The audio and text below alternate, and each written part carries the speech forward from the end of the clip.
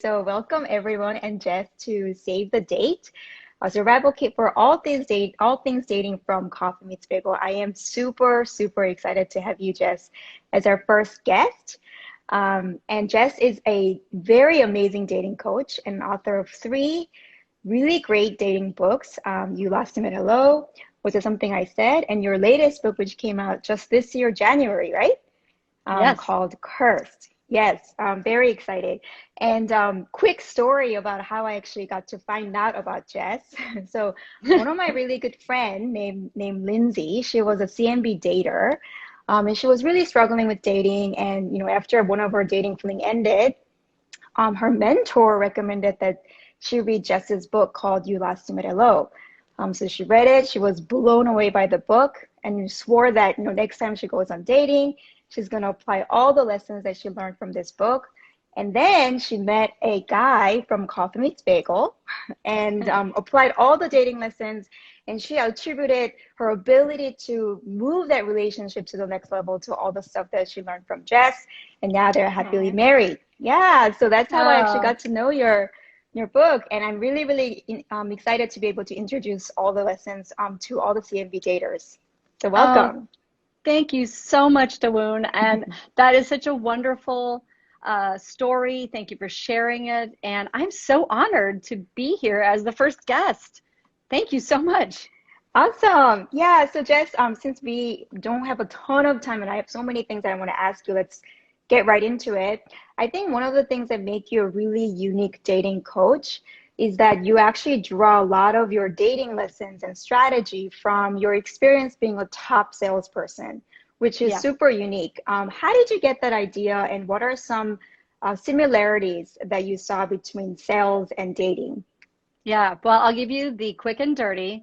I was a sales manager right out of college, and I had to teach and train about 25 salespeople how to walk in cold to a business and sell business services. And so every morning, in order to pep them up and also teach them something, I would run a little morning meeting, and I would use dating as a parallel for how to generate a business out of a relationship rather out of thin air. So I would say to my salespeople, when you go into a business and you meet the business owner, pretend like you're on a date. Like, you need to smile, you need to dress well, you need to say, this, that, or the other. So dating was always my parallel for how they should walk into businesses and generate this relationship. Just, within 5 minutes, they had to make a good impression. And people would love the morning meeting, and they would go out and they would sell. But so many people that worked for me would say, I'm getting better at sales, but I'm also getting better at my relationships and dating. So it's interesting. And my employees would say, you should write a book. You should write a book and take all these sales strategies and teach daters how to date using them. So I was given the idea. And actually, I thought there must be a book out here that already is doing this, but there wasn't. There was no such book. So I wrote it. Oh, that's so interesting. And actually it came from you not having the idea, but people having the results first and then recommending that you actually write the book. That's really Yeah. cool. Yeah. Before we actually get into talking about the lessons in the book, one thing I wanted to address is that the book is titled, your first book is Mhm. titled You Lost Him at Hello, so then when I read it, I assumed that it was geared towards straight women. And Yep. I'm wondering how much of your lessons and the conversation that we're going to have today is applicable to everyone, because CMB daters are super diverse. We have, of course, men, women, and people of different religion, race, and background, sexual identity. So could you talk a little Yes. bit about that? Sure, sure. So I think that my books, and I put this in the beginning of Curse too, that these books are meant for everyone. It doesn't matter race, religion, gender, any kind of background you can imagine. They're for everyone. I wrote them for women because back in 2008, when Yosemite Low came out, people told me only women read these books. And I was 28 years old, and I didn't know anything about publishing, and I thought, okay, and I'm a woman, and my coaching business largely attracted females that Mm, were looking for a male-female relationship. So that was the majority, and still really is the majority of my experience. That doesn't mean that I don't love everyone. I have had men I have not had, I've had mostly heterosexual people looking for heterosexual relationships, but that's just because I guess that's who finds me. But I think the advice goes for everyone, and can span across all sorts of different backgrounds. Great, great. Awesome. All right. So what I love, let's talk about your first two books first, the You Lost Him at Hello and Was It Something I Said?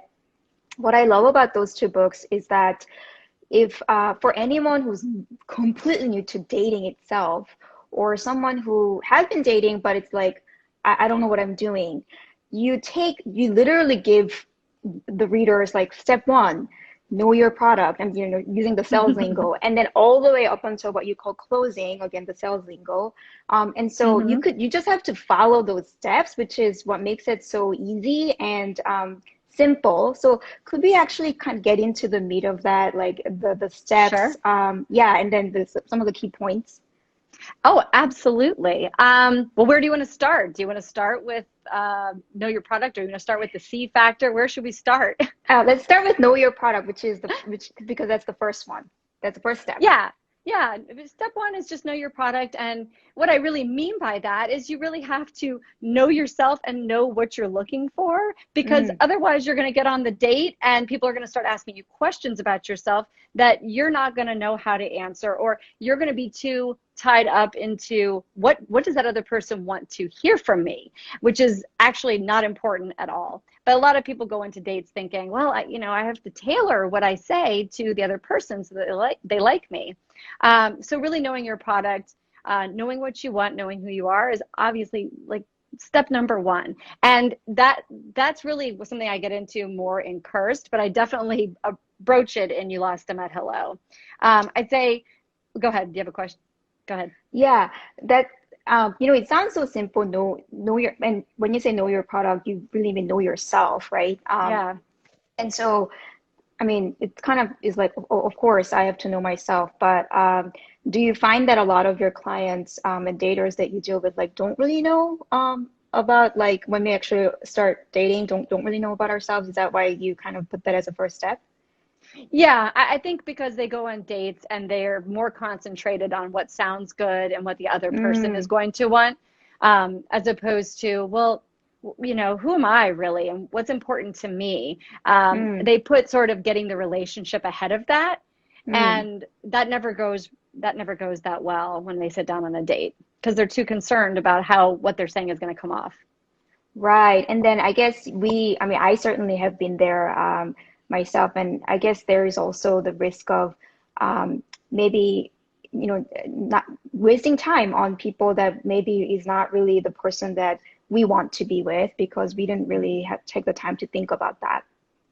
Oh Okay. yeah, So, definitely. yeah. So we do that. And then what is the next step in dating?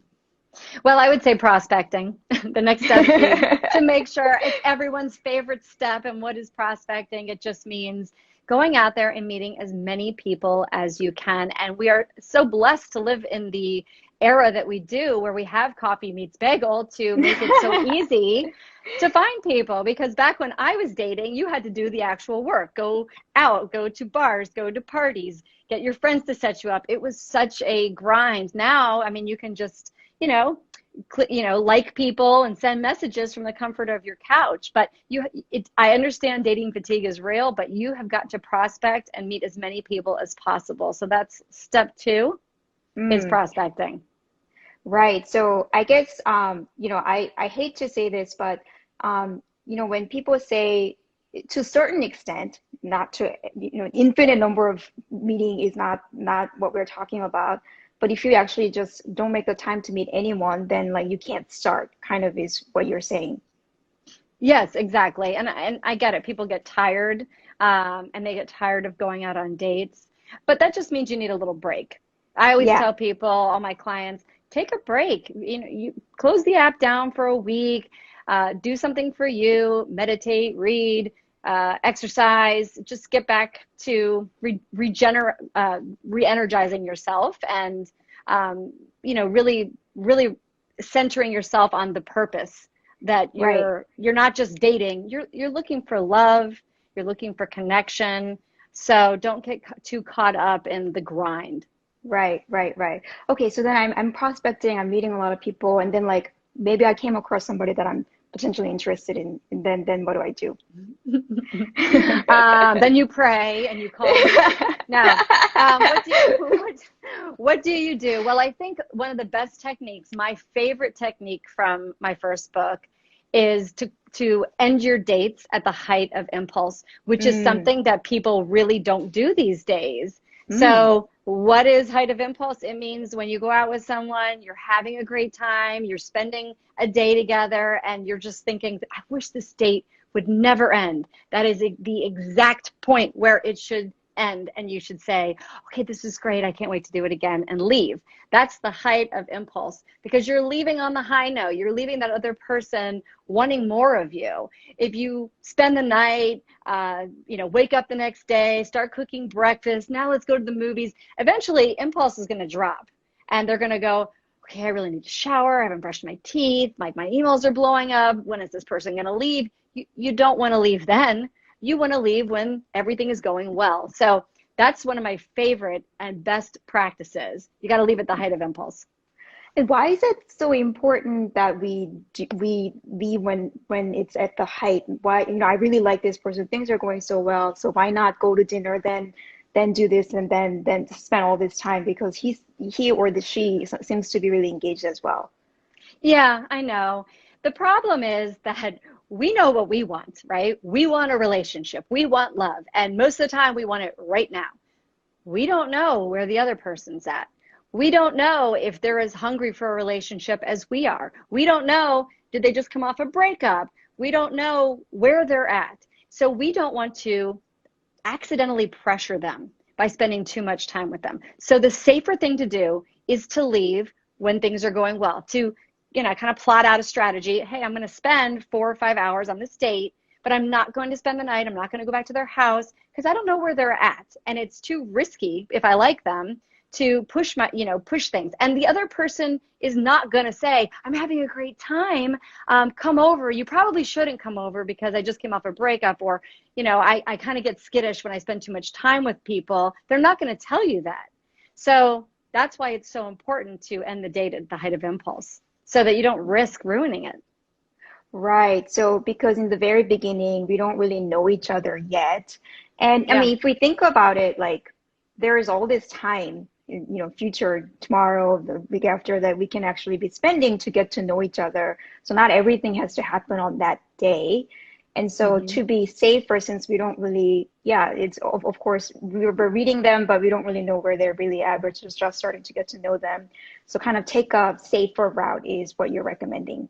Yes. Yes, exactly. Okay, great. One of the things I really also like about the strategy that you mentioned is the C factor and the mirror Hmm. theory, which I think Hmm. also is similar to, ending in the height of impulse in that it's a way to actually get the other party really engaged. So could you talk about that a little bit?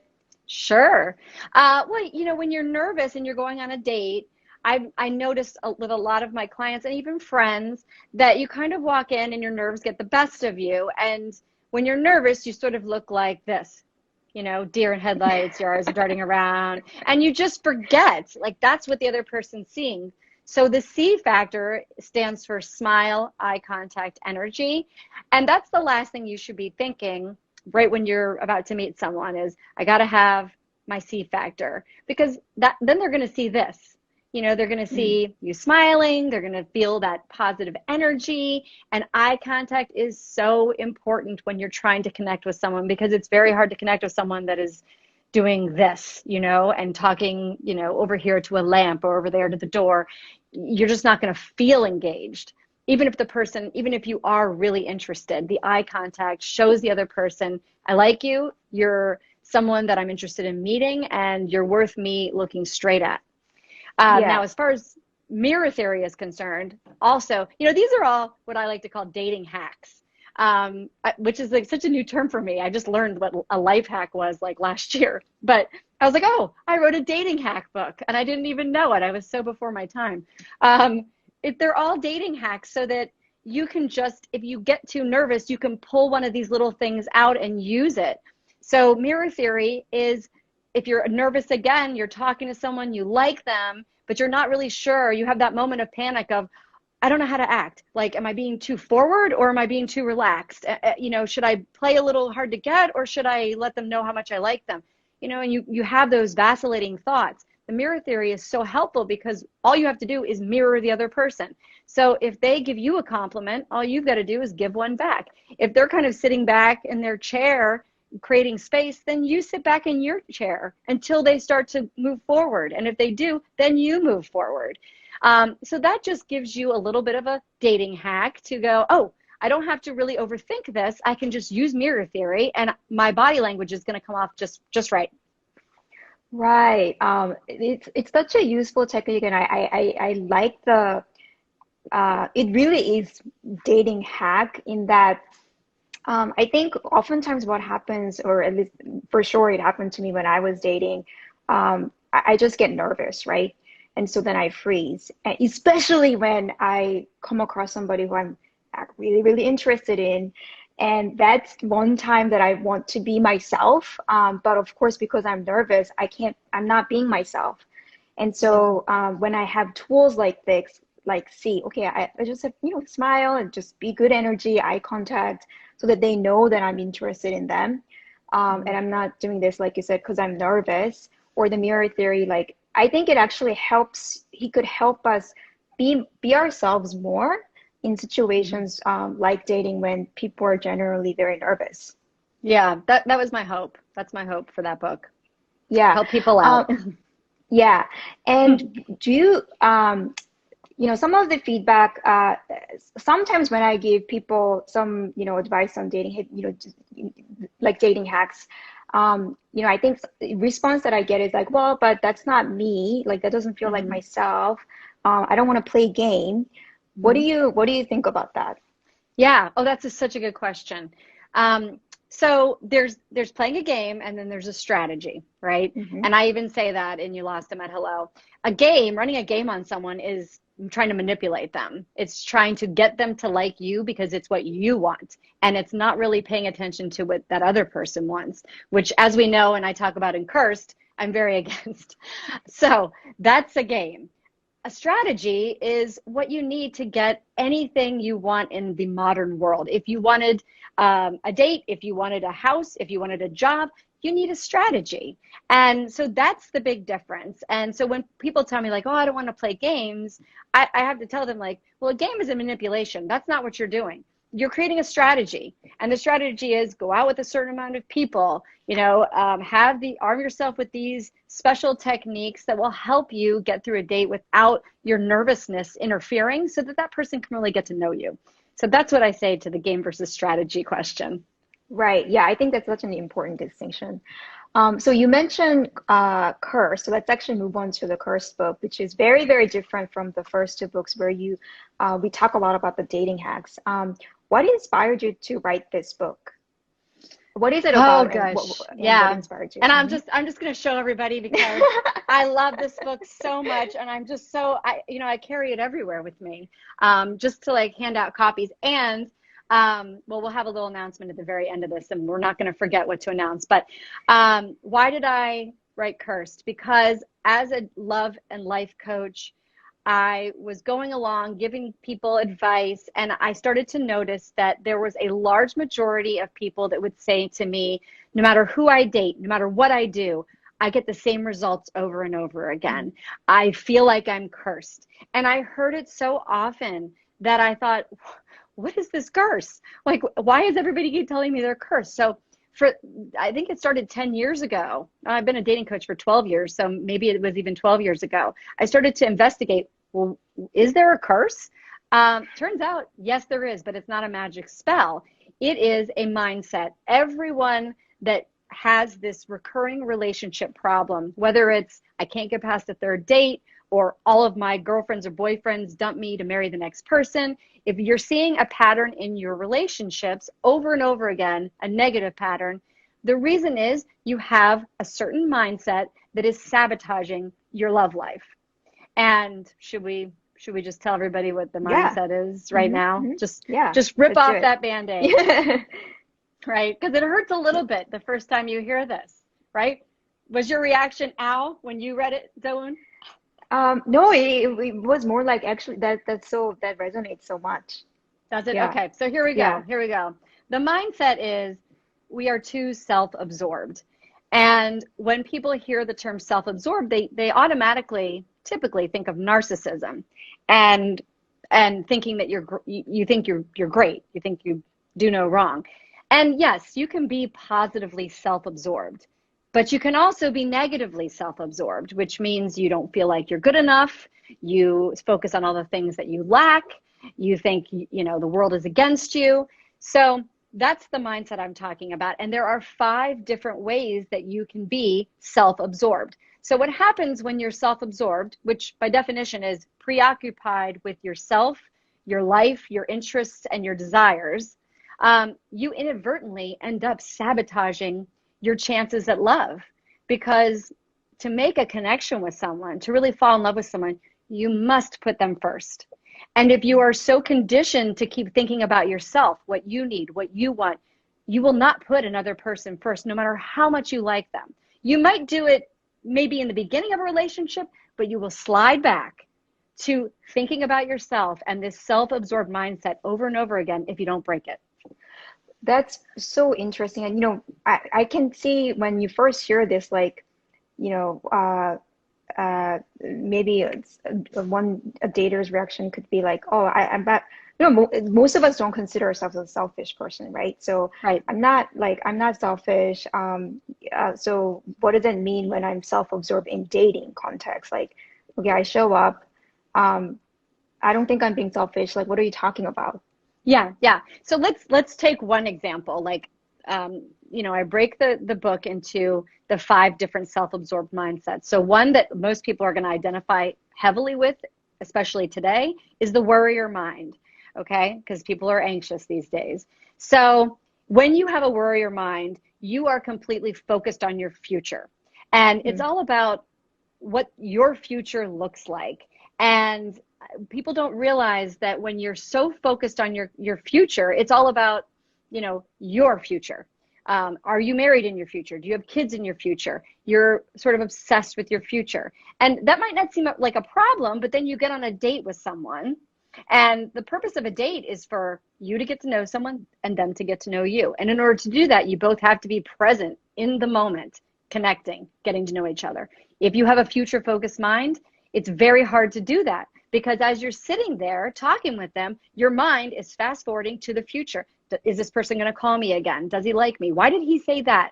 Does that mean we're not going to see each other again? And so this background noise is playing, this future focusedness is actually blocking. It's sort of like hanging in the air.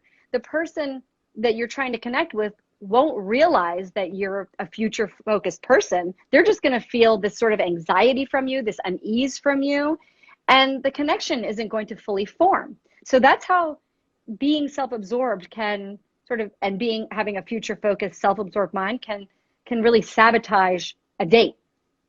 Does that answer Right. the So, question? Yeah. yeah. So then, if I were to paraphrase that a little bit, like when we say self-absorbed thoughts, for example, when I go on date, I show up on a date and then I'm thinking about, okay, what am I going to say that's going to, I don't know, make me look good? Or, Right. well, did I say something that, does he think that I don't know, I'm smart? Did I say the right thing? Like all these thoughts that I have, worrying about how I'm being coming across versus thinking about this other person. Are they having a good time?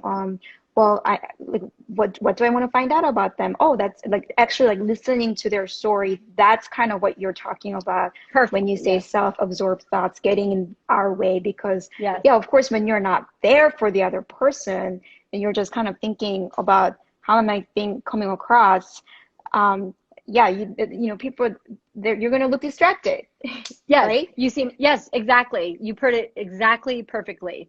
Yeah, you look distracted. You feel there's an energy about you that people, and you misread things. Most importantly, when you're too self-absorbed and you're too self-focused, you can't really accurately assess what's going on in the relationship, and you can't accurately assess the person sitting across from you. I see. And yeah, I wonder if sometimes, sometimes we get a lot of questions from daters like, hey, I wanna find out if the person wants to continue seeing, wants to be in a relationship, but I don't really know how to ask. And Hmm. I can see a lot of anxiety about how am I gonna come across, right? Yeah. So would you say that also is kind of a similar self-absorbed thoughts? Oh yeah, right. Because again, it's all about, you know, it's assuming that that other person is right for me, right? Oh, Mm. I want him to see me again. Well, if he doesn't want to see you again, then he has a reason and you have to respect that. You have to say, well, I don't know why he doesn't want to see me again, but I have to respect that he knows what's best for him. If you're so wrapped up in, well, why doesn't he want to see me again? What is it about me? What can I change? It's futile because we're just not respecting, the other person's wants or what they're telling us. Right. So in a way, I mean, I think it's very, very human nature, right? To have Hmm. to worry about how we're coming across and, making sure that we feel safe. And I think that's kind of within our human nature. So how do we get over that in dating? How Oh, do we just become uncursed? yeah, yeah. Well, read the book. But I'll give a couple of tips. But as you know from reading the book, it's quite meaty, as you said. It has a lot of advice in it. But the one thing I will say is it's very important to practice being present. And I know that's like the hot word of, the decade. But it's so true. And present doesn't mean don't be distracted. It means also to accept what the moment is telling you. So Mm, sometimes the moment is telling us that the person is disinterested, and we have to accept that some people are not going to be interested in us and not try to change it because our ego is saying, this person has to like me. If this person doesn't like me, I'm going to feel bad about myself.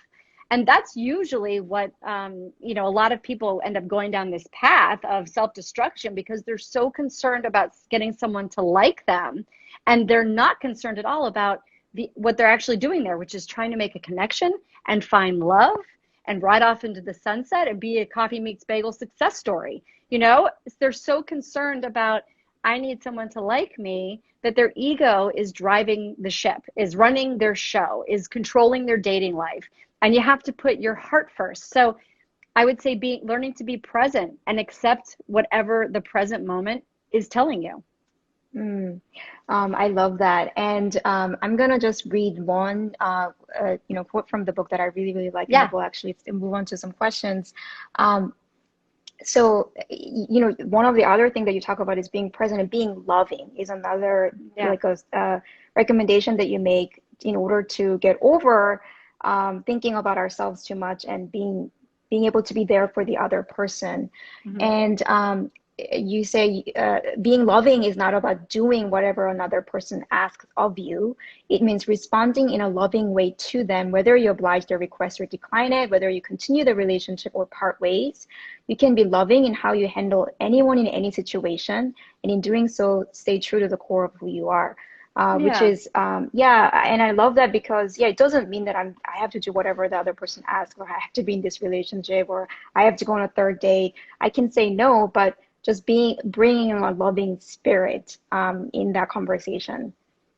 Absolutely. Yeah, that's right. And I think people, when you're doing something and you're afraid to say no, you're not really, people think, oh, well, that person's not going to like me. Again, that's back to you. So you can be loving to someone, and if the right thing is for you to never see that person again, that's okay.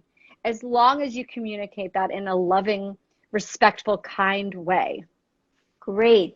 Thank you for that awesome advice. So let me actually take some questions here. We got some really, really great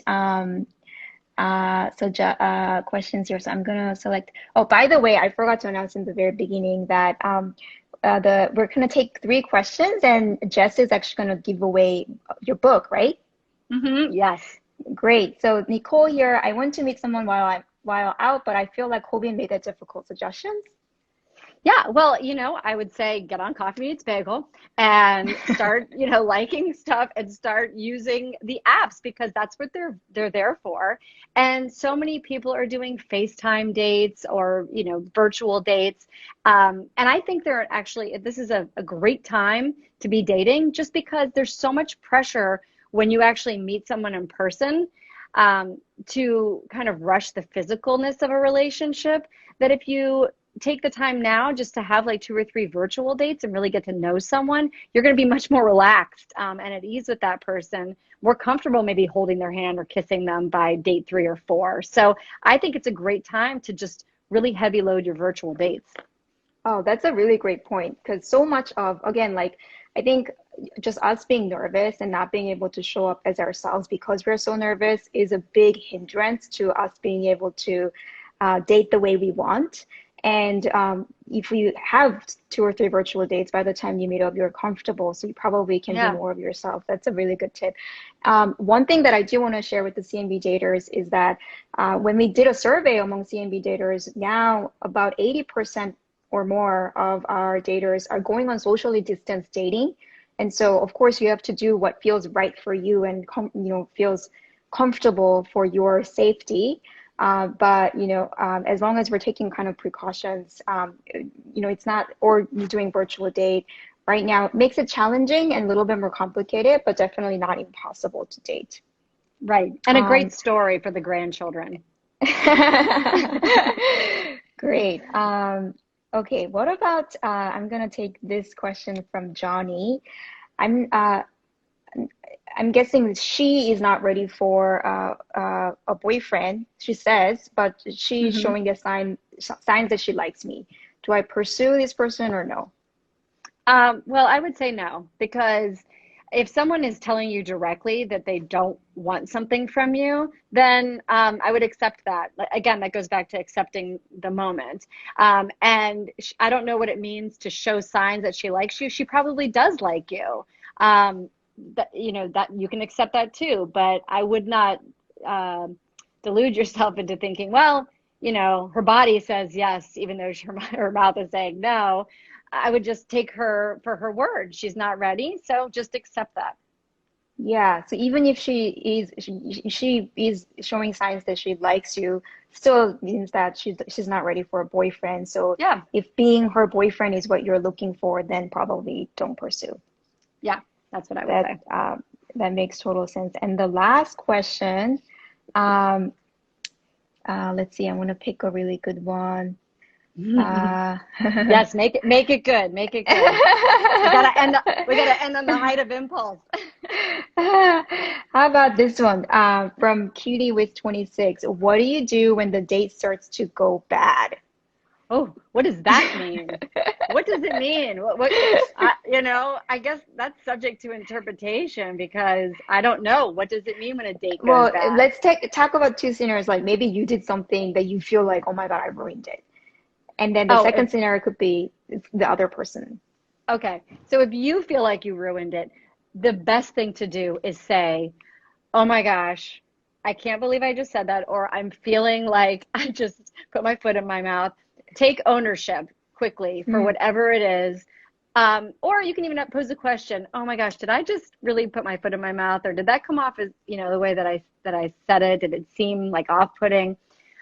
Just call it, I'm very much of the thought that vulnerability is very disarming. So don't try to muddle through the rest of the date, hoping they're going to forget what you just said or did. I would just crack that wide open, apologize if necessary, and clear the air.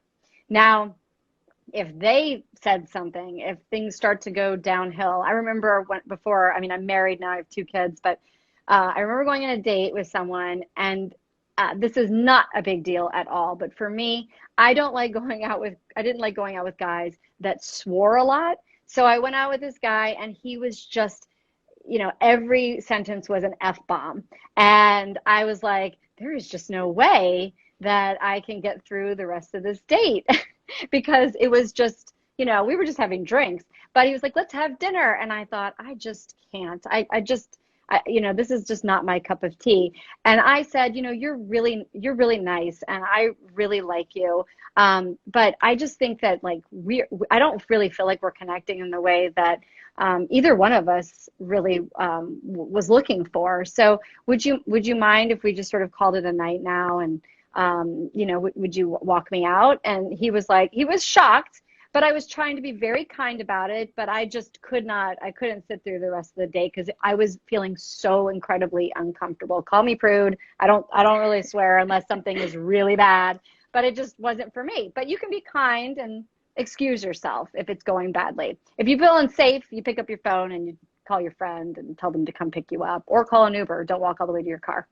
Yeah, what a great advice. And I think that's kind of an example of a loving, declining in a loving way. And so Yeah. I don't think the exact word that you use really matters as long as you bring a loving and kind attitude towards, whatever you're telling the other person. And I'm sure because the other person can kind of feel that energy. Yeah. Yeah. Um, Yeah. You can fumble your way through it. It's okay. Yeah, yeah. And I also love your advice about just being honest about how you're feeling like, oh shoot, I feel like I screwed it up or something. Yeah. Because chances are if you feel that way, the other person is kind of sensing something, and if you don't actually vocalize it, then it's just being awkward now, right? Yeah. Yeah. Exactly. Great. Well, thanks so much, Jess. This has been a wonderful chat. About 40 minutes just went by super fast. I Yes, always it did. end yeah, and congrats to these three daters who submitted questions that Jess answered. Jess will be sending you a free copy of our latest book, Cursed. So congratulations. So I always end the series with two of the same questions that I asked our guest. The first question is, what is the best dating advice you've ever? That I've ever received. Oh Mhm. gosh. See, I have a mother that just, told me so many wonderful pieces of advice as I was growing up. Let's see, the best piece of advice I've ever received. It sounds cliche, but I suppose it's just be yourself, and don't worry if the other person doesn't like you. It doesn't mean that you're not a great person. It doesn't mean you're not worthy of love. Just go into everything with good intentions and a good heart, and it'll be fine. Great. And if you are having a hard time being yourself, use Justice Dating Hacks so that you can Yeah. actually work on your Right. nervousness and be yourself. Great. What is one advice that you think could help CNB daters who are looking for long-term relationship as they date through today's modern dating world? Sorry, you broke up. You said, what's the one piece of advice for long term? CNB daters looking for long-term relationship right now. Okay. Yeah, the best advice is to throw out your must-have list.